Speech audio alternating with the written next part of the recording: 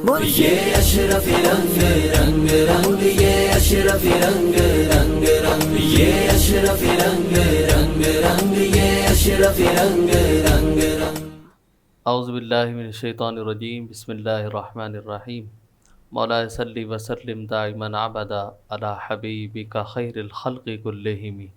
حضرین کرام، السلام علیکم ورحمۃ اللہ تعالی وبرکاتہ۔ پروگرام صدائے اشرفی کے ساتھ ایک مرتبہ پھر آپ کی خدمت میں حاضر ہیں۔ امید ہے آپ تمام بخیر و عافیت سے ہوں گے۔ صدائے اشرفی کے تحت آپ جانتے ہیں کہ ہم مختلف پروگرامات آپ کے سامنے پیش کرتے ہیں، جس میں مختلف عنوانات بھی ہوتے ہیں اور کبھی کبھی کچھ عظیم شخصیات پر بھی گفتگو ہوتی ہے کہ جن کی زندگی سے ہمیں بہت کچھ سیکھنے کو سمجھنے کو ملتا ہے۔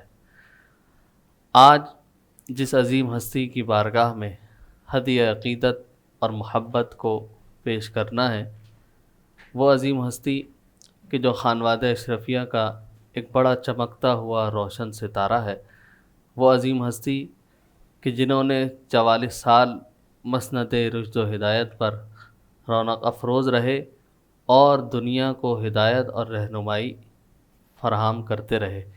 وہ عظیم ہستی کہ جن کا تعلق خانوادہ اشرفیہ شاخ دہلی سے ہے، کہ جو پارٹیشن کے بعد پاکستان کی سرزمین پر تشریف لائے، اپنے والد گرامی کی زیر نگرانی انہوں نے تقوی و پرہیزگاری، طہارت و پاکیزگی، احقاق حق، ابطال باطل، ریاضت، مجاہدہ، چلہ کشی، ان تمام چیزوں کو اختیار کیا اور اس کے بعد پھر انہی کی درگاہ کے سجادہ نشین بنے اور وہاں پر بیٹھ کر لوگوں کی دینی، دنیاوی، ہر طرح کے معاملات کی اصلاح فرمائی اور ان کے ظاہر اور باطن کو پاک کیا۔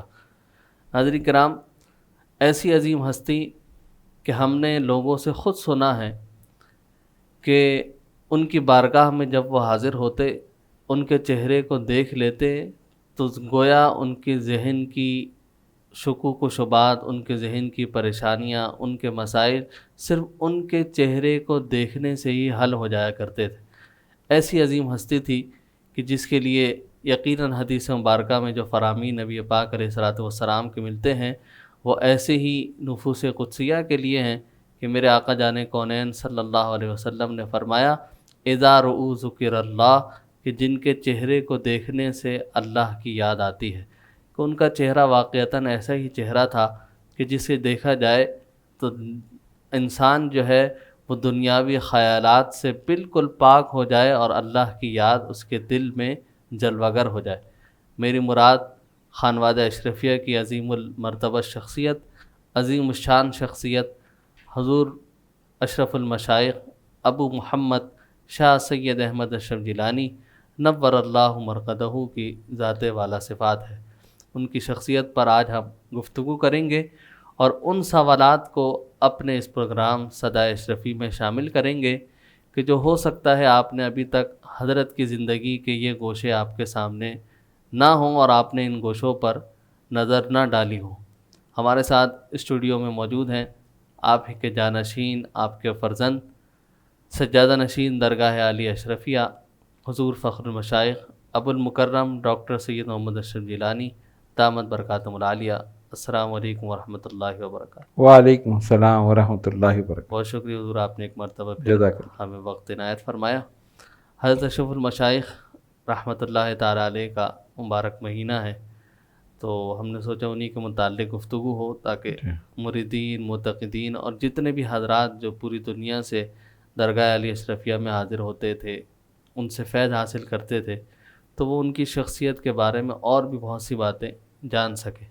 پہلا سوال حضور آپ کی خدمت میں کہ ہم نے بہت سے لوگوں سے سنا کہ حضرت اشرف المشائخ کی تربیت کا ایک الگ انداز تھا، تو یہ بتائیے کہ آپ کی تربیت کا انداز کیا تھا؟ مریدین اور معتقدین سے کس طرح محبت فرماتے تھے اور کس انداز میں ان کی تربیت فرماتے تھے؟ بسم اللہ الرحمن الرحیم۔ سوال بڑا اہم ہے اور یاد رکھنے کے قابل ہے اس کا جواب۔ جی، اس لیے کہ دیکھیں، تربیت ایک ایسی چیز ہے کہ اس سے انسان کو اس کی شخصیت، اس کا کردار، یہ ساری چیزیں بنتی ہیں. جی کردار سازی ہوتی ہے، شخصیت بنتی ہے، یہ سب تربیت کا نتیجہ ہوتا ہے. بے شک. تو حضرت اشرف المشائخ ابو محمد شاہ سید احمد اشرف شفیع الجیلانی نور اللہ مرقدہ، آپ کی تربیت دو انداز تھے آپ کی تربیت کی، ایک اجتماعی اور ایک انفرادی. سبحان اللہ. اجتماعی انداز تو یہ تھا کہ آپ نے تربیتی نشست کا ایک پروگرام رکھا تھا. اس زمانے میں جمعے کو چھٹی ہوتی تھی تو جمعے کو عشاء کے بعد یہ نشست ہوتی تھی. تو سارے مریدین، متقدین، متوسلین سب اس میں آتے تھے. آپ ایک جنرل بات اس میں فرماتے تھے، سب کی اصلاح فرماتے تھے. اور ایک انداز تھا انفرادی، اچھا. علیحدہ علیحدہ. صحیح. لیکن ایک چیز یہ مشترک تھی اس دونوں چیزوں میں کہ محبت دونوں کے ساتھ تھی. واہ واہ. اور سب یہ سمجھتے تھے کہ حضرت مجھ سے ہی محبت کرتے. واہ واہ. کبھی کسی کو ڈانٹا نہیں، مارنا تو بہت دور کی بات ہے، کبھی کسی کو جھڑکا نہیں، کبھی کسی کی لغزش پر اس کی پرزور سرزنش جیسے ہوتی ہے غصے میں یا وہ نہیں کی. اطمینان، سکون، حضرت کی طبیعت میں جمالی جمال تھا، رحمت رحمت، کرم ہی کرم. سبحان اللہ. بعض موقع پر ایسا ہوا کہ جنرل بات آپ نے ایسی فرما دی کہ جیسے کہتے ہیں نا جہاں نشیب ہو پانی وہاں مرتا ہے. تو ایک جنرل بات آپ نے بتا دی اور سارے مریدین وہاں موجود ہیں، جس سے جو غلطی ہوئی وہ وہیں اس کی اصلاح کر رہا ہے. واہ واہ. اور کسی کو پتہ بھی نہیں چلا. واہ واہ. نہ کسی کو بتایا، نہ کسی کو جھڑکا، نہ کسی کو ظاہر کیا کہ اس آدمی سے یہ غلطی ہوئی. مثال کے طور پر ایک صاحب نے خود یہ بتایا کہ جس زمانے میں یہ ڈش اینٹینا ایجاد ہوا تھا، اب تو خیر بہت آگے بڑھ گئے، اب تو موبائل میں ساری چیزیں آ گئی. صحیح. تو وہ چھتوں پر لوگ لگا رہے تھے اس زمانے میں. ٹھیک ٹھیک. تو ایک صاحب تھے، وہ کہتے ہیں کہ ہمارے علاقے میں بھی لگا. اچھا لگتا تھا ایک چھت پہ، اس کا تار دوسری پہ، تیسری پہ، چوتھی پہ، اس طرح چلے جاتا تھا. تو ایک جگہ لگا، تار ان کے گھر کے اوپر سے گزر رہا تھا. اچھا. اور انڈین فلمیں چل رہی تھیں، لوگ راتوں کو 2-2 بجے تک، 3-3 بجے تک دیکھ رہے تھے. تو یہ صاحب جمعرات کو آئے ذکر میں. حضرت نے اپنی حیات مبارکہ میں 10 بجے ٹائم رکھا تھا ذکر حلقہ کا. الحمدللہ آج بھی وہی ٹائم، الحمدللہ، ٹھیک 10 بجے وہ شروع ہو جاتا ہے. تو آدھے گھنٹے پون گھنٹے کا ہوتا ہے، اس کے بعد دعا ہوتی ہے اور لوگ پھر چلے جاتے ہیں. تو جب یہ داخل ہوئے محفل خانے میں تو حضرت اشرف المشائخ رحمۃ اللہ علیہ تشریف فرماتے. آپ نے ایک نظر ڈالی اور لوگوں سے یہ کہا کہ عجیب بات یہ ہے کہ لوگ ذکر میں بھی آتے ہیں اور رات کو ڈش اینٹینا بھی دیکھتے ہیں. اللہ اکبر. یہ کیسی عجیب بات ہے؟ یعنی رحمان اور شیطان یہ دونوں چیزیں ساتھ کیسے چل سکتی؟ صرف اتنا جملہ کہا اور اس کے بعد گفتگو میں مشغول ہو، یعنی دیگر مریدین ان سے باتیں کر رہے ہیں. اب وہ صاحب جو تھے وہ وہیں کے وہیں رک گئے دروازے پر. اب وہ سوچتے ہیں کہ میں آگے بڑھوں یا پیچھے ہٹوں. ڈائریکٹ وہ تو تیر نشانے پہ لگا تھا کہ وہ خود ایسی حرکت کر چکے تھے اور کر رہے تھے کہ ذکر میں بھی آتے تھے اور رات میں بھی. اچھا وہ کہتے ہیں کہ پہلے شروع میں میرے ضمیر نے ملامت کیا کہ ایسا نہیں کرنا چاہیے. تو میں نے گھر والوں سے کہا بھائی غلط بات ہے، ہمارے گھر کے اوپر سے تار گزر رہا ہے تو یہ چیز صحیح نہیں ہے. کہ نہیں ارے چھوڑو، چلنے تو سب دیکھ رہے ہیں. بہنیں بھی بیٹھ گئیں، بھائی بھی، تو یعنی ابا بھی بیٹھ گئے، تو سارے ہی بیٹھ گئے اس کے اندر. یعنی شیطان کے اس میں اتنی وہ تھی کہ سبھی کو اس نے کھینچ لیا. اب جب یہ یہاں پر آیا اور یہ چیز حضرت کی زبان سے نکلی تو دل پہ ایسا اثر ہوا کہ جاتے ہی انہوں نے، اچھا جب واپس پہنچے تو ظاہر ہے 1 بج گیا تھا گھر پہنچتے اور اس وقت تو وہ بھرپور انداز میں وہ چل رہی تھی فلم. تو انہوں نے پلاس لے کے چھت پہ چڑھے اور تار کاٹ دی. اب وہ جو تار چھت کے اوپر سے گزر رہا تھا تو جتنے گھروں میں جا رہا تھا سب کی لائٹ بند، علاقے میں ادھم مچ گئی. سب گھروں سے باہر نکلنے کا، نہیں یہاں سے نہیں گزرے گا. اب ان کے گھر والے بھی پریشان، وہ بھی دیکھ رہے تھے اور لوگوں نے بھی کہا کہ بھائی کیا مسئلہ ہے ان کا، نہیں یہاں سے نہیں گزرے گا، بس ہو گیا. جب انہوں نے زیادہ کی تب ظاہر بات بھی ایسی تھی کہ جو بڑے تھے وہ بھی شرمندہ ہوئے کہ ہاں واقعی بات تو صحیح کہہ رہی ہے، وہ غلط چیز دیکھی جا رہی تھی. اگر کوئی صحیح چیز ہوتی تو شاید لوگ لڑتے بھی. تو خیر اتنا ایمان تو تھا کہ بھائی جو غلط ہے وہ غلط ہے. تو وہ چیز انہوں نے ختم کی اور کہتے کہ کہیں اور سے تار گزارو. لوگوں نے کچھ تھے ایسے بھی جنہوں نے لان تان کی، کیا مصیبت ہے، اگر چل رہا تھا تو آپ چلنے دیں. نہیں. جب بعد میں لوگوں نے پوچھا کہا کہ یہ معاملہ ہوا ہے، آج میں درگاہ شریف گیا، حضرت نے میری جانب دیکھا، میں نے اندر قدم رکھا، ابھی میں قریب بھی نہیں پہنچا 10 بوسی کے لیے، وہیں سے دیکھا اور کہا کہ عجیب بات ہے کہ لوگ ذکر میں بھی آ رہے ہیں اور رات کو ڈش اینٹینا بھی دیکھ رہے ہیں، یہ رحمان اور شیطان یہ کیا مسئلہ ہے کہ یہ دونوں کو یہ کیوں ساتھ لے کر چل رہے ہیں، یہ کیسے ہو سکتا ہے؟ سبحان اللہ. شیطان کو چھوڑ دینا چاہیے. اور دیگر جملے حضرت نے فرمایا کہ نہیں بس میں نے سچے دل سے توبہ کی. اور اس کے بعد اب آپ یہ دیکھیں، انہوں نے ہمیں بتایا، ہمیں پتہ چلا نا، اور انہوں نے جس کو نہیں بتایا اس کو نہیں پتہ چلا، اور جو وہاں بیٹھے تھے ان کو بھی نہیں پتہ چلا. بالکل پتہ بھی کسی کو نہیں چلا. جس کی اصلاح کرنی تھی اس کی اصلاح بھی ہو گئی، جس کو ہدایت دینی تھی ہدایت بھی مل گئی، اور وہ غلط کام سے رک بھی گیا. سبحان اللہ. یہ ہے حضرت کی تبلیغ کا انداز. سبحان اللہ. اسی طرح ایک اور واقعہ تھا کہ لاہور میں ایک صاحب تھے جو بجلی کی چوری کرتے تھے. وہاں حضرت جاتے تھے ان کے کارخانے میں دعا کے لیے کہ حضور چلیں دعا کر دیں. آپ گئے، دعا کی، چائے وائے پی، آ گئے. تو وہ کہتے ہیں کہ میں نے جب یہ کام شروع کیا اس کے بعد جب حضرت گئے، پہلے نہیں کرتے تھے. ایک پارٹنر تھا، اس نے کہا یار یہ کر لو، بل زیادہ آتا ہے. لائن مین سے بات کر لی، رات میں وہ آ کے لگا دیا کرتا تھا. ساری رات مشینیں چلتی تھیں، صبح آ کے پھر وہ تارا لگ کر کے میٹر میں لگا دیتا، سیدھا سادہ کام ہو جاتا. اس کے پیسے جو تھے مہینے پہ آ کے لے جاتا. کہ حضرت اشرف المشائخ رحمۃ اللہ علیہ کو وہ لے کر گئے، حضور چلے دعا کر دیں. آپ گئے، چائے رکھی تھی، پی رہے تھے. آپ نے ان کا نام لے کر کہا، یعنی گفتگو الگ چل رہی ہے. ایک تو ہوتا ہے نا کہ موضوع چل رہا ہو، اس موضوع کے مطابق گفتگو ہو، گفتگو کچھ چل رہی ہے، اس کو روک کر پھر ان کا نام لے کر کہا کیا وجہ ہے کہ لوگ بجلی کی چوری کیوں کر رہے ہیں، حلال روزی کو حرام کیوں کر رہے ہیں. اللہ آپ یہ دیکھیں کیا بات. اور اس کے بعد پھر گفتگو وہی شروع کر دی. صرف اتنا جملہ فرمایا. صحیح. یہاں بھی وہی تھا کہ نشانے پہ تیر لگ گیا تھا. اور اس کے بعد حضرت نے دعا کی، چائے وائے پی اور واپس آ گئے. وہ کہتے ہیں یہ بات میرے ذہن میں اٹک گئی، یہ جو انہوں نے کہا ہے تو یقیناً میری اصلاح کے لیے کہا ہے، میں یہ کام کر رہا ہوں غلط. حضرت کو ان کی قیام گاہ پر چھوڑا، واپس گئے. ان کے ایک پارٹنر تھے، ان سے کہا بس آج سے بند. کہ کیا ہو گیا تمہیں، کیوں کر رہے ہو؟ نہیں تم دیکھو یہ بھائی یہ ہم کیسے کمائیں گے، سارا تو بجلی کے بل میں چلا جائے گا، یہ تو لائن مین کی وجہ ہے، رات کو ہم مشینیں چلاتے ہیں اور یہ سب. کا نہیں کچھ نہیں، بس سیدھا کام ہوگا، جو بل آئے گا وہ دیں گے. وجہ کیا ہوئی تمہیں، ہوا کیا؟ کہا وجہ یہ ہوئی کہ میرے پیر صاحب آئے تھے، انہوں نے یہ جملہ فرمایا. کہا تم اپنے پیروں کو ایسے ہی چڑھا رہے ہو. ان کا نہیں چڑھا نہیں رہا، ایک بات جو موضوع کے خلاف تھی انہوں نے کہی اور پھر وہ اسی موضوع پہ گفتگو کرتے ہوئے پھر وہ واپس چلے گئے. اس کا مطلب ان کا اشارہ تھا میری جانب. بالکل. خیر انہوں نے اس سے لڑ جھگڑ کے اپنے پارٹنر سے اور لائن مین کو بلایا، اس کا حساب کیا. سیدھا میٹر جو تھا صحیح طریقے سے لگوایا، درخواست دی باقاعدہ. جو میٹر ہوتا ہے جو پہلے جو کنڈا ونڈا ڈالتے تھے وہ سب ختم کرا دیا. صحیح میٹر لگا. میٹر لگنے کے بعد بل بھی آ گیا. 1-2 مہینے گزرے، اس کے بعد ایک دم چھاپا پڑا. اللہ. پوری پوری مارکیٹ میں جہاں جہاں یہ چل رہا تھا ان سب کے مالکان کو اٹھایا، دھکے دے کر موبائل میں ڈالا گیا، ان کی بے عزتی ہوئی، لے گئے. اور جب ان کے پاس آئے تو ہمیں پتہ ہے تم چوری کر رہے ہو. ان کا نہیں، ہم تو نہیں کر رہے. ان کا دکھاؤ، دیکھا تو سب دکھا دیا. خاموش ہو کے چلے گا. اچھا میں غلط اطلاع میرے سے برابر والا ہوگا. برابر والا تو کر ہی رہا تھا، پوری لائن کر رہی تھی. صحیح. تو وہ کہتے ہیں کہ اس دن مجھے پھر پتہ چلا کہ ہمارے پیر نے ہمیں بچا لیا.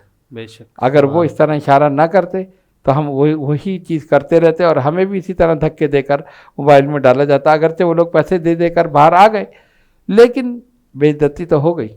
تو یہ تھا حضرت کی تبلیغ کا انداز. اس طرح فرماتے تھے ہدایت کہ کسی کو پتہ بھی نہیں چلتا تھا، اور جس کو ہدایت دینی ہوتی اس کو ہدایت مل جاتی. واہ واہ سبحان اللہ. حضرت کرام آپ نے سنا کہ کس طرح حضور اشرف المشائخ سید احمد اشرف جیلانی نور اللہ مرقدہ مریدین و معتقدین کی ایک جرنل انداز کے ساتھ اصلاح فرمایا کرتے تھے. اور یہ کیسی پیاری بات ہے کہ انہیں ان کے مالوں کو، حلال رزق کو حرام کی تاثیر سے بچانے کے لیے کس طرح کوشاں کہ انہیں اس بات کا علم ہی نہیں کہ بھئی بجلی کی چوری ہو رہی ہے تو ہمارا حلال جو رزق ہے وہ حرام کی طرف جا رہا ہے. تو ہمیں اس بات سے اس چیز کو بھی سیکھنا چاہیے کہ اگر آج بھی ہم کسی نہ کسی طرح حرام کی طرف جا رہے ہیں، ہمارے کاروبار میں، ہمارے مال میں، ہماری کسی بھی چیز میں حرام کی اگر تھوڑی سی بھی چیز لذت آ رہی ہے تو آپ یہ سمجھیں کہ وہ حلال رزق بھی جو ہے وہ پورا کا پورا خراب ہو رہا ہے اور حرام کی طرف جا رہا ہے. تو اس سے ہمیں بچنا چاہیے اور کوشش کرنی چاہیے کہ اپنے رزق کو اپنے کاروبار کو، اپنے دیگر معاملات کو حرام کی تاثیر سے بالکل پاک اور صاف رکھے۔ ایک اور سوال حضور آپ کی خدمت میں، حضرت اشرف المشائخ رحمۃ اللہ تعالیٰ علیہ کے بارے میں یہ سنا اور کتابوں میں پڑھا بھی کہ آپ بہت سے اوراد و وظائف پڑھا کرتے تھے، تو وہ آپ کے کیا معاملات تھے اور کس طرح آپ انہیں مینیج کرتے تھے؟ دیکھیں، بزرگان دین اولیاء کاملین کے جتنے بھی اوراد و وظائف ہیں، ان کے معمولات ہیں، آپ پوری ہسٹری اٹھا کے دیکھ لیں سارے بزرگان دین کی، سب نے ایک ٹائم پر ایک وظیفہ، اس کا وقت متعین کیا، اس کی جگہ متعین کی، اچھا، اور اسی ٹائم پر اسی وقت اسی جگہ اس کو پڑھا۔ ٹھیک، تو حضرت نے اپنے مشائخ ما سبق کے طریقے پر عمل کرتے ہوئے اپنے معمولات کو اسی طرح ترتیب دیا۔ صحیح۔ اب معمولات کیا تھے؟ عصر کے بعد 22 مرتبہ دعائے حزب البحر پڑھتے تھے سبحان اللہ، روزانہ، پابندی سے۔ روزانہ۔ جی ہاں۔ عشاء کے بعد کھانا تناول فرماتے اور رات کو 10 بجے باہر درگاہ شریف میں محفل خانے میں تشریف لے آتے۔ 10 سے 12 تک جتنے مریض ہوتے روحانی امراض میں، آپ ان کے علاج فرماتے، ان کی اصلاح فرماتے، ہدایت دیتے، ساری چیزیں۔ کسی کو تعویذ کی ضرورت ہوتی تعویذ دیتے، وظائف کی ضرورت ہوتی ہے وظائف ان کو بتاتے، یہ ساری چیزیں آپ یہ فرماتے۔ اچھا، 12 بجے اختتام ہوتا اس نشست کا جو مریضوں کی ہوتی تھی، تو جب اندر تشریف لے جاتے کچھ دیر آرام کرتے اور رات کو 1 بجے ٹھیک اپنے نوافل شروع کر دیتے۔ سبحان اللہ، 100 نفل روزانہ حضرت پڑھتے بلا ناغہ، اللہ، سردی ہو گرمی ہو، صحت ہو بیماری ہو، کیسی بھی کیفیت ہو اور کیسا بھی موسم ہو، سبحان آپ کے یہ نفل مکمل ہونے، واہ، 100 نفل۔ جب نفل مکمل ہو جاتے تو اس کے بعد 1000 مرتبہ سورہ اخلاص پڑھتے، اللہ، اور جب وہ مکمل ہوتی تو پھر ذکر اذکار، لا الہ الا اللہ حق ہو اللہ ہو، یہ ساری تسبیح آپ کی چلتی تھی یہاں تک کہ فجر کی اذان ہو جاتی۔ سبحان اللہ، فجر کی اذان پر آپ ہم سب کو صاحبزادگان کو اور نماز کے لیے خود نماز ادا فرماتے، مختصر ناشتہ کرتے، پھر آرام کرتے، اور 2 گھنٹے، اچھا نیند بہت کم تھی، صرف 2 گھنٹے۔ اب پوری رات ایک آدمی جاگے تو وہ صبح تو ظاہر ہے 4-5 گھنٹے 6 گھنٹے سوئے گا، حضرت صرف 2 گھنٹے آرام کرتے، 8 بجے پھر بیدار، اللہ، اور پھر سورہ مزمل شریف 100 مرتبہ پڑھتے تھے۔ اچھا، سورہ مزمل روزانہ کا معمول، جی ہاں، روزانہ کا معمول تھا۔ اور جب سورہ مزمل مکمل ہوتی تو حضرت کے صاحبزادگان جو تھے، صاحبزادہ حکیم سید اشرف جیلانی، ان کا دواخانہ سمنانی دواخانہ، اور صاحبزادہ سید مصطفیٰ اشرف جیلانی، ان کا الاشرف پرنٹنگ پریس، تو ایک دن دونوں جگہ تشریف لے جاتے تھے، وہاں بھی لوگوں سے ملاقات فرماتے تھے۔ پھر وہاں سے جب واپس آتے تھے تو 11 بجے سے 2 بجے تک باہر مریضوں میں آپ ہوتے تھے۔ اچھا، روزانہ تقریباً 200 یا 400 مریض، مرد عورت بچے، یہ سب آپ کی خدمت میں حاضر تھے۔ واہ واہ، گویا آپ کی راتیں خدا کے لیے اور دن مخلوق خدا کے لیے، واہ واہ، یہ سبحان وقت، اللہ، کیا اور ان معمولات میں کبھی بھی فرق نہیں ہے، واہ واہ۔ ہمیشہ یہ معمولات جاری رہے۔ اور حضرت ہم یہ دیکھتے ہیں کہ کیسے اللہ رب العالمین نے ان کے وقت میں برکت۔ جی ہاں، بالکل۔ آج اگر کوئی یہ سوچے کہ بھئی اس طرح میں ساری چیزیں بھی پڑھوں، معمولات بھی رکھوں، لوگوں سے بھی ملوں، گھر والوں کو بھی دیکھنا، بیٹوں کے تمام کاروباروں پر بھی توجہ، پھر وہاں بھی جانا، اس وقت بھی ٹائم دینا، تو اللہ تعالیٰ نے یقیناً ان کے وقت میں ایک برکت اور وسعت رکھی تھی۔ اور پھر جو معمولات پر ان کی ایک استقامت تھی، تو وہ جو کہا جاتا ہے کہ الاستقامت فوق الکرامہ، یقیناً ان کی زندگی جو تھی وہ اس کا مصداق تھی۔ بالکل، یہ حقیقت ہے کہ ایسی استقامت تھی جو آج کل بہت مشکل سے کہیں پہ نظر آتی ہے، خالی نظر آتی ہے، ورنہ اتنی استقامت تو کسی میں نہیں۔ صحیح، سفر حضر میں، بیماری میں، ہر چیز میں معمولات ان کے جاری۔ یہ جتنے بھی وظائف وہ پڑھا کرتے تھے تو یہ اپنے مشائخین سے اجازت کے ساتھ پھر انہوں نے شروع کیے۔ جی ہاں، ان کے والد گرامی جو ان کے پیر و مرشد بھی تھے، قطب ربانی حضرت ابو مخدوم شاہ سید محمد طاہر اشرف الاشرفی الجیلانی نور اللہ مرقدہ، آپ نے انہی کے دست مبارک پر بیعت کی اور ان کی زیر نگرانی راہ سلوک کی تمام منازل طے کی، بالکل شروع سے اور آخر تک۔ تو انہوں نے ہی آپ کو دعائے حفظ البحر، سورہ مزمل، سورہ اخلاص، دلائل الخیرات اور دیگر جو اوراد و وظائف تھے ان کی اجازتیں انہوں نے عطا فرمائی، سبحان اللہ۔ اور وہ پھر پابندی کے ساتھ پڑھتے رہے۔ ٹھیک ٹھیک حاضرین کرام، حضرت اشرف المشائخ رحمۃ اللہ تعالیٰ علیہ کے جو معمولات تھے اور اوراد و وظائف جو آپ روزانہ کی بنیاد پر پڑھا کرتے تھے، ان کے بارے میں آپ نے جانا۔ چلتے ہیں مختصر سے بریک کی جانب، بریک سے لوٹیں گے اور سوالات کو شامل کریں گے۔ یہ اشرف رنگ رنگ رنگ، یہ اشرف رنگ رنگ رنگ، یہ اشرف رنگ رنگ رنگ، یہ اشرف رنگ رنگ رنگ، یہ اشرف رنگ رنگ رنگ، یہ اشرف رنگ رنگ رنگ، یہ اشرف رنگ رنگ رنگ، یہ اشرف رنگ رنگ رنگ۔ خوش آمدید، ایک مرتبہ پھر پروگرام صدا اشرفی کے ساتھ آپ کی خدمت میں حاضر ہیں۔ بریک پر جانے سے پہلے ناظرین کرام، ہم خانوادہ اشرفیہ کی عظیم المرتبہ شخصیت حضور اشرف المشائخ ابو محمد شاہ سید احمد اشرف جیلانی نور اللہ مرقدہ کی زندگی پر گفتگو کر رہے تھے۔ ایک اور سوال آپ کی زندگی سے متعلق آپ کے جانشین کی خدمت میں پیش کرتے ہیں۔ حضور یہ بتائیے کہ حضرت نے کہاں کہاں کس کس ملک میں سلسلہ اشرفیہ کے مراکز کو قائم فرمایا؟ حضرت اشرف المشائخ ابو محمد شاہ سید احمد اشرف اشرفی الجیلانی نور اللہ مرقدہ، ان کی ایک امتیازی خصوصیت یہ تھی کہ انہوں نے جہاں بھی وہ تشریف لے گئے انہوں نے کوشش کی کہ وہاں سلسلہ اشرفیہ کا ایک مرکز قائم ہو۔ سبحان اللہ۔ اچھا، عام طور پہ جیسے ہم دیکھتے ہیں نا مشائخین کو کہ گئے، دورہ کیا، واپس آ گئے، لیکن حضرت پہلی مرتبہ جب ہالینڈ تشریف لے گئے 87 میں، اچھا ہاں، اس فقیر کو شرف حاصل ہے کہ یہ ان کے ساتھ تھا 87۔ ٹھیک۔ اس وقت ہم ایک مرید تھے ان کے ہاں ٹھہرے، پھر 89 میں گئے، جب بھی یہی تھا تو حضرت نے وہاں پر یہ فرمایا کہ ایک مرکز سلسلہ اشرفیہ کا ہونا چاہیے، سبحان اللہ۔ تو لہٰذا سب مل کر کوشش کریں۔ مریدین نے کوشش کی، متقدین نے اور دیگر حضرات تھے، تو روٹرڈیم میں حضرت کی کوششوں سے، آپ کے حکم سے، مریدین کے تعاون سے ایک مرکز کی بنیاد رکھی گئی، مرکز اشرفیہ جیلانیہ نیدرلینڈ۔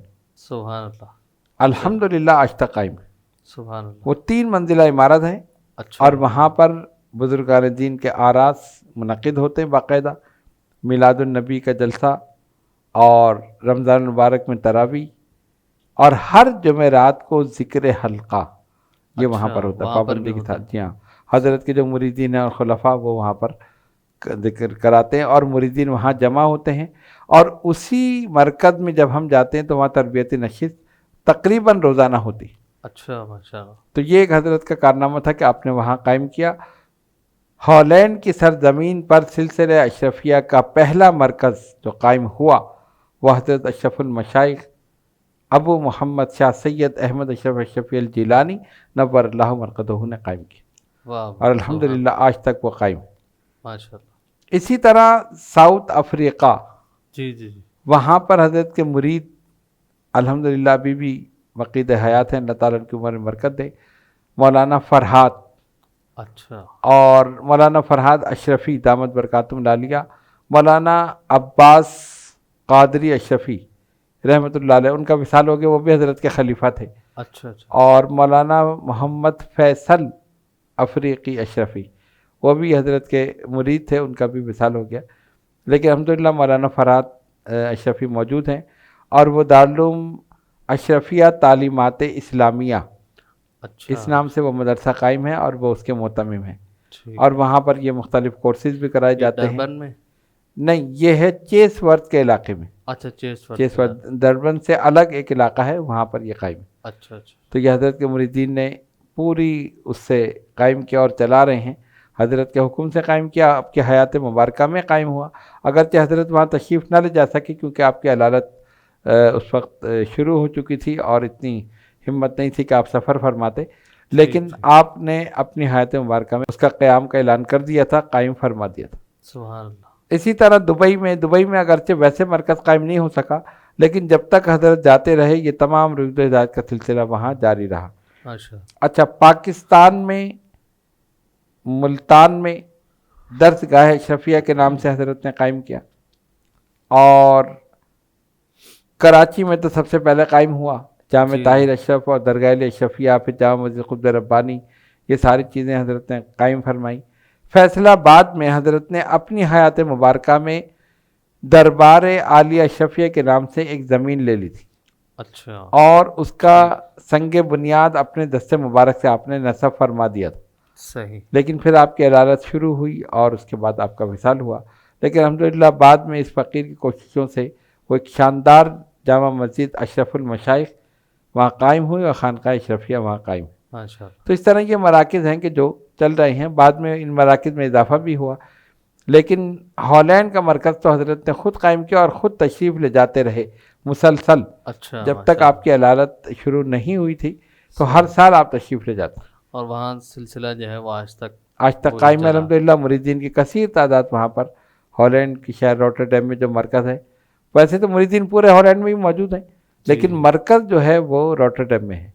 ماشاء اللہ۔ حضرت کرام، آپ نے سنا کہ یہ حضور اشرف المشائخ رحمۃ اللہ تعالیٰ علیہ کی ایک انفرادی بات تھی کہ آپ جہاں بھی تشریف لے جاتے تھے تبلیغ دین کے لیے، دین کی ترویج و اشاعت کے لیے، تو وہاں پر مراکز ضرور بضرور قائم فرماتے تھے، تاکہ وہ جو تبلیغ کا ایک سلسلہ ہے، ایک دین کا سلسلہ ہے، دین کے پھیلانے کا، دینی علم کے حاصل کرنے کا، تو وہ صبح قیامت تک جاری اور ساری رہے۔ پھر یہاں یہ بات بھی بڑی قابل غور ہے کہ جب کوئی اللہ کا ولی، کوئی نیک متقی پرہیزگار انسان کسی سینٹر کی، کسی جامعہ کی، کسی دارالعلوم کی، کسی مسجد کی بنیاد رکھتا ہے، تو اس میں پھر اس کے اور اس سلسلے کے روحانی فیضان بھی وہاں پر شامل حال ہوتے ہیں، اور وہاں پر حاضر ہونے والوں کو اس سلسلے کا فیضان ضرور بضرور حاصل ہوتا ہے۔ حضور، ایک اور سوال، آج کل اگر معاشرے کی طرف دیکھا جائے تو خلافتوں کی تقسیم کا ایک بڑا سلسلہ نظر آتا ہے، جی، اور آئے دن لوگ جو ہیں وہ اس میں مشغول نظر آتے ہیں۔ کوئی پیسے دے کر خلافتیں لیتا ہے، کوئی پیر دبا کر خلافتیں لیتا ہے، کوئی جو ہے وہ آج کل جو دور چل رہا ہے، وہ جس کو بھی دیکھا کہ بھئی یہ پانی پر چل رہے ہیں، یہ اڑ رہے ہیں، ان کا دورہ ہے، تو لوگ ان کی طرف پہنچ جاتے ہیں۔ تو میں یہ جاننا چاہتا ہوں، اور ناظرین بھی یہ یقیناً جاننا چاہتے ہوں گے، کہ حضرت اشرف المشائخ کے نزدیک خلافت کا معیار کیا تھا، کہ وہ کیا سمجھتے تھے کہ کون ایسا ہے کہ واقعتاً یہ خلافت کے معیار پر پورا اترتا ہو اور یہی خلافت کا جو ہے وہ حقدار ہو؟ سوال بڑا دلچسپ ہے، اور آج کل جو مشائخین کر رہے ہیں، اللہ ماشاء اللہ سارے ایسے نہیں ہیں، جی، لیکن اکثریت جو ہے وہ اسی پر ہے کہ بغیر دیکھے، بغیر تحقیق کے، بغیر اہلیت کے خلافت دے دی گئی۔ اللہ، تو اسی سے جو ہے وہ پھر خلافت نہیں بلکہ وہ خالی آفت ہوتی، اللہ اللہ، کیا بات ہے! اور وہ پھر آفت صحیح جو ہوتی ہے فرمایا۔ پورے معاشرے پر اثر انداز جی ہوتی ہے۔ بالکل۔ تو اس لیے جب ہم اس طرف دیکھتے ہیں تو یہاں معیار ہی بالکل الگ ہے۔ حضرت اشرف المشائخ رحمۃ اللہ علیہ کے نزدیک خلافت کا معیار علم دین، سبحان، عالم دین ہونا۔ اس لیے آپ دیکھیں کہ ان کے خلفاء میں بڑے بڑے جید علماء کے نام، جی جی، شیخ الاسلام علامہ سید محمد مدنی میں اشرفی الجیلانی، سبحان اللہ، مناظر اسلام علامہ عبدالتواب اچھروی، استاد العلماء علامہ عبدالحکیم شرف قادری، واہ واہ، اور علامہ قاری نثار الحق صدیقی رحمۃ اللہ علیہ، اور علامہ عباس قادری اشرفی رحمۃ اللہ علیہ، سبحان اللہ، اور اسی طرح مناظر اسلام علامہ سعید اسد جی جی، رحمۃ اللہ علیہ، بڑے بڑے جید علماء اکابرین اہل سنت جنہیں کہا جائے، بے شک، وہ حضرت کے خلفاء۔ اچھا، اب اس میں دونوں چیزیں آپ دیکھیں، ایک طرف تو حضرت کا معیار کہ آپ نے علماء کو دی، دوسری طرف ان علماء کا حضرت کی علمی شخصیت اور روحانی شخصیت کو تسلیم کرنا، واہ واہ، بے شک، ورنہ وہ بھی منع کرتے جی ہم ان سے نہیں لیتے خلافت۔ لیکن حضرت کا یہ ایک، اس میں دونوں چیزیں آپ کے بالکل سامنے نظر آ رہی، بے شک، حضرت کا معیار بھی نظر آ رہا ہے کہ آپ کے خلفاء میں کوئی بھی جاہل نہیں، سبحان اللہ، جس کو بھی دیا دیکھ کر دیا، اس کی علمیت، اس کا تقوی، پرہیزگاری، تمام چیزیں دیکھ کر۔ اور ادھر دیکھیں دوسری نظر سے تو ان علماء کے نزدیک بھی حضرت کا مقام کتنا مسلم تھا، سبحان اللہ، انہوں نے آپ کی علمیت اور روحانیت کو تسلیم کیا اور آپ کے ذریعے اس خلافت کو حاصل کیا۔ صحیح، اب ظاہر ہے جب خلافت ایسی ہو، دینے والے اشرف المشائخ اور لینے والے علماء اہل سنت، تو سبحان پھر اس اللہ، کا فیض آگے بڑھتا ہے۔ بے شک تو اس کا فیض باقی آگے بڑھا. تو ہمیں چاہیے کہ ہم انہی کی سنت پر عمل کریں اور اسی معیار کو قائم رکھیں. صحیح. تو اس سے کیا ہوتا ہے کہ پھر وہ سلسلہ روحانیت بھی آگے بڑھتا ہے, سلسلہ رشد و ہدایت بھی آگے بڑھتا ہے. ٹھیک. ظاہر جو بزرگان دین کا ایک فیضان پیچھے سے ملتا ہے. جی ہاں. تو جب وہ خود عالم ہے تو اس کو پتہ ہے کہ اس کو کس طرح سنبھالنا ہے, اس کو اس فیض کو آگے کیسے پہنچانا ہے, ہدایت کیسے پہنچانی ہے, کیا کرنا ہے. اور اگر غیر عالم ہو اور وہ نہیں جانتا ہو تو کس طرح وہ کرے گا. صحیح. تو پھر وہ مقصد حاصل نہیں ہوتا جو اس کے ذریعے حاصل ہونا چاہیے. ٹھیک. یہ معیار تھا حضرت کے نزدیک. صحیح. سبحان اللہ. اسی سے متصل ایک سوال حضور ایک اور میرے ذہن میں آیا, کیا خلافت کو دے کر واپس بھی لیا جا سکتا ہے؟ ہاں لیا جا سکتا. کیا ہمیں بزرگوں کی زندگی میں کوئی ایسی مثال ملتی ہے؟ جی ہاں, ایسی مثال بھی ہے. اور حضرت اشرف المشائخ کے ہی اچھا, آپ کی زندگی میں بھی؟ جی ہاں, ایک خلیفہ تھے جن سے ایک غلطی ہوئی تھی. اچھا. اور حضرت نے وہ خلافت ان سے واپس لے لی تھی. ٹھیک. ہاں, اس سے یہ پتہ چلتا ہے کہ یہ خالی تحریری چیز نہیں ہے بلکہ روحانی چیز بھی ہے. روحانی چیز. ورنہ اس کے بعد بھی وہ شروع جاری رکھتے کہ چلو انہوں نے لے لی تو کوئی بات نہیں, میں اپنا سلسلہ جاری رکھوں. صحیح. حضرت نے فرمایا نہیں, آج کے بعد کوئی تمہارے ہاتھ پر بیعت نہیں کر سکتا. اللہ. بس سلسلہ ختم ہو گیا. اچھا. بس. اور وہ خلافت یعنی کہ اگر کسی کو مل بھی جائے تو اسے پھر ہر قدم کو پھونک پھونک کر رکھنا ہے. جی ہاں بالکل رکھنا چاہیے. اس لیے کہ تو اجازت ہے نا, بزرگوں کی نگاہ کرم ہے, اگر وہ نگاہ کرم ہٹا لے سارا فیض ختم. بے شک. اللہ اکبر. یہ چیز. حاضرین کرام, بہت اچھی باتیں ہمیں سننے اور سمجھنے کو ملی. حضور اشرف المشائخ رحمۃ اللہ تعالیٰ علیہ کے نزدیک خلافت کا معیار پہلا یہی ہوتا تھا کہ سامنے والا جو ہے کہ جسے خلافت دی جا رہی ہے وہ عالم دین ہو, علم شریعت رکھنے والا ہو, تاکہ وہ جس کی بھی اصلاح کرے تو شریعت کے مطابق کرے اور طریقت پر گامزن ہو اور طریقت پر چلنے والا ہو. ظاہر ہے جب کوئی عالم دین ہوگا تو یقیناً وہ شریعت اور طریقت دونوں پر چلنے والا ہوگا, اس لیے کہ شریعت ایک راستہ ہے اور اس پر چلنا جو ہے وہ طریقت ہے. کہ بزرگان دین کے اقوال, ان کی سیرت, ان کے کردار کو دیکھ کر انسان شریعت پر بہترین طریقے سے عمل کرنے والا بن جاتا ہے, اور ان کے گفتار کو دیکھ کر, ان کی تعلیمات کو دیکھ کر, ان کے روزمرہ کے معاملات کو اور معمولات کو دیکھ کر وہ اچھے اور احسن انداز میں شریعت کی چیزوں کو اپناتا ہے اور ان پر عمل کرتا ہے. حضور اشرف المشائخ سید احمد اشرف جیلانی نور اللہ مرقدہ کی زندگی ترویج و اشاعت اور دین کی ترویج و اشاعت میں گزری, اور انہوں نے ساری زندگی کما حقہ دین کا پیغام لوگوں تک پہنچایا. 44 سال آپ مسند رشد و ہدایت پر رونق افروز رہے اور اپنی زندگی کے ہر لمحے دین کے پیغام کو, دین اسلام کی ترویج و اشاعت کو آپ نے آگے بڑھایا. ہم اپنے پروگرام کی وسادت سے آپ کی بارگاہ میں خراج عقیدت اور محبت پیش کرتے ہیں, اور ان کی بارگاہ میں یہ استفادہ کرتے ہیں اور ان کی بارگاہ میں یہ عرض کرتے ہیں کہ ان کی روحانی نگاہ ہم سب کو بھی انشاءاللہ تعالی ضرور بضرور نصیب ہوگی. مجھے اجازت دیجیے, انشاءاللہ پھر ایک نئے پروگرام کے ساتھ صدائے اشرفی کے ساتھ آپ کی خدمت میں حاضر ہوں گے. السلام علیکم ورحمۃ اللہ تعالی وبرکاتہ. یہ اشرفی رنگ رنگ رنگ, یہ اشرفی رنگ رنگ رنگ, یہ اشرفی رنگ رنگ رنگ, یہ اشرفی رنگ رنگ رنگ.